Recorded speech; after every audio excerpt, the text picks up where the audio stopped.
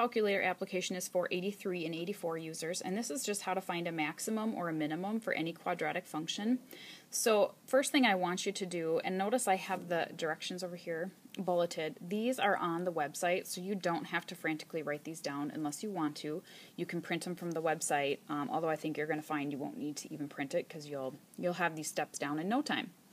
So the first thing you want to do is go to your y equals and enter your function, and that's the upper left-hand button. So here's your y equals.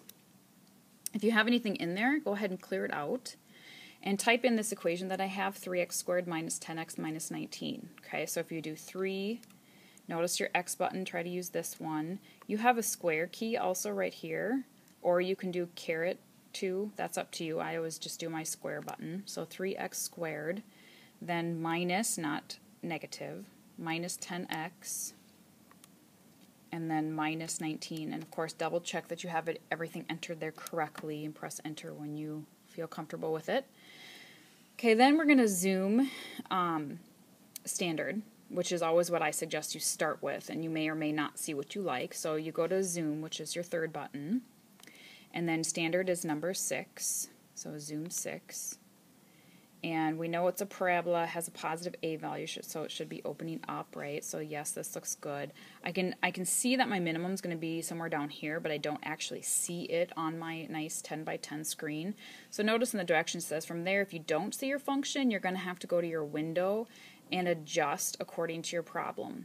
Now, this is not a word problem, so it really doesn't have any meaning to it, but I can see that my y minimum needs to go further down. So if you go to your window, and notice that your y min is set to -10 because I had just done a standard window.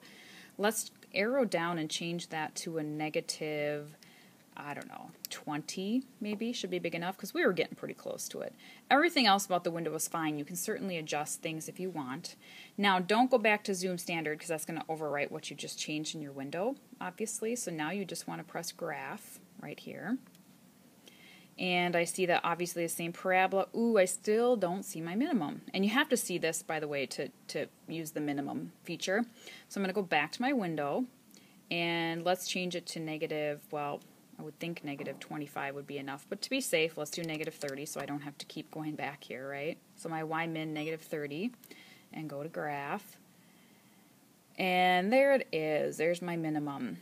So then from here, from your graph, you're going to go second trace. Notice above trace, it says calculate, and we want to calculate a minimum point here.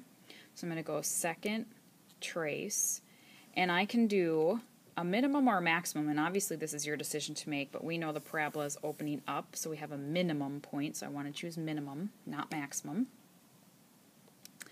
Okay, now don't press anything, but notice here it prompts you for left bound. So what it wants you to do is it wants you to move your cursor to the minimum or the maximum. So first of all, I'm going to get it down here, and I can't really see it very well because my y is kind of on top of it, but I think you can see it. So I'm roughly at my minimum. It doesn't have to be exact, don't fret about that. But move it roughly to the max or min, and then for left bound, you're going to press enter to the left of your max, or in this case, min. So now I'm going to go a little bit to the left of my minimum. Okay, you can see my cursor there, and it's a little bit to the left of that minimum, and then you press enter. Okay, then it's going to ask you for right bound. And for right bound, you're going to press enter to the right of your minimum. So now I'm going to arrow over a little bit to the right of my minimum.